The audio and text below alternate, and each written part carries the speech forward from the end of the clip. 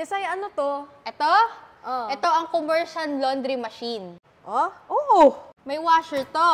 Tapos may dryer din. Ito, dryer to. Kaya nitong mag-load ng 8 kilo. 8 kilo? Dito, washer din to ata. Hindi ako sure sa binibenta ko. Washer or dryer, kayo na bahala. Kaya din ito mag-load ng 8 kilo. Tapos, syempre, mas maganda pa dyan. Dahil Yubes yan eh. Meron tayo ditong Yubes na dryer at kaya na ito mag-load ng 30 kilo. Sobrang payat mo, pwede ka na din dyan. Tinatamad ka ba maligo?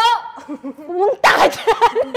Mas matipid ba tong industrial kaysa dito sa commercial? Oo, kasi 3 times na mas matipid itong industrial kaysa sa commercial. Kasyang-kasya dito, kahit ilang comforter, pwede nyong ilagay dito. Tapos, syempre, dahil nga dryer, magda-dry siya lang nga, di ba? Ikaw, kasya ka ba dyan? Kasya ako dito, oh. Sige, Kasi hindi ko lang alam, baka mawasak. Syempre, alam nyo naman, medyo mahal ko kasi ang pagkain, guys. Di lang yan. Kasi, meron din tayo dito.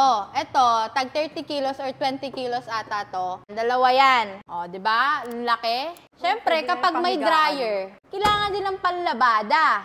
Kaya meron tayo ditong Yubes na washer. Yan. Woo! Matibay to. Alam nyo kung bakit? Kasi gawa ito sa stainless steel. Wow. Alam nyo ba na lahat ng pinakita ko sa inyo ay made in US? Gusto nyo ba ng 2-in-1? Eto, may papakita ulit ako sa inyo. Ito naman, ang Oasis na 2-in-1 kasi meron ka ng washer, meron ka pang dryer. Wow. Ito, kaya niyang mag-load ng 22 kilo. Kaya, sa lahat ng pinakita ko sa inyo, ay na bala, mamili kung ano gusto nyo.